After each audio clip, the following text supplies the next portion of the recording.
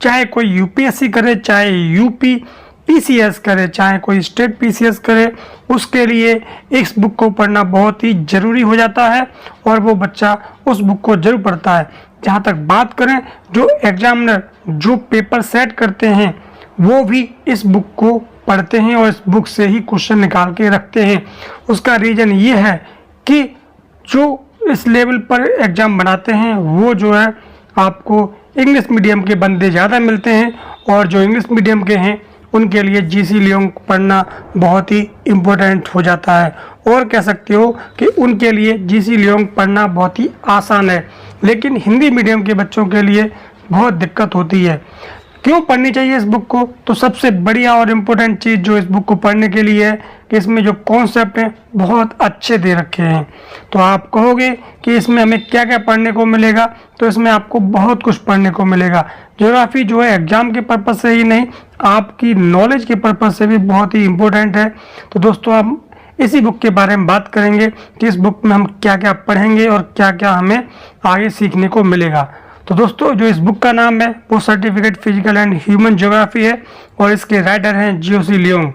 दोस्तों, ये Oxford India द्वारा जो पुस्तक है उसके द्वारा ये प्रकाशित की जाती है और इसमें हमें क्या क्या पढ़ने को मिलेगा। तो स्टार्टिंग में मैं बताना चाहूँगा कि इसमें 2 पार्ट में डिवाइड किया गया है। पार्ट 1 में फिजिकल ज्योग्राफी है और पार्ट 2 में आपको वेदर, क्लाइमेट एंड वेजिटेशन देखने को मिलता है। अब हम बात करते हैं कि पार्ट 1 में क्या क्या पढ़ेंगे। तो पार्ट 1 में आप देखोगे कि इसमें अर्थ एंड द यूनिवर्स, यानी कि जो पृथ्वी है और उसका यूनिवर्स है उसके बारे में पढ़ेंगे। उसके बाद में इसी पार्ट में अर्थ क्रस्ट के बारे में भी हमें देखने को मिलेगा। आगे बढ़े तो इसमें वोल्केनिज्म एंड अर्थक्वेक के बारे में भी हमें नॉलेज मिलेगी। Weathering, mass movement and ground water की भी हमें यहाँ पर डिटेल में नहीं, लेकिन हमें बेसिक नॉलेज सारी मिल जाएगी। Land forms made by running water, ये भी इम्पोर्टेंट टॉपिक है, इसके बारे में भी हमें मिलेगा पढ़ने के लिए। लैंड फॉर्म ऑफ ग्लेशिएशन, ये भी हमें देखने को मिलेगा। Arid and desert land form, यानी कि जो मरुस्थल होते हैं वो कैसे उनका फॉर्मेशन होता है उसके बारे में भी हमें जानकारी मिलेगी। Limestone and chalk land form भी देखने को मिलेगा। लेक्स के बारे में भी पढ़ेंगे हम। कोस्टल लैंड फॉर्म की इंफॉर्मेशन भी हमें इसमें देखने को मिलेगी।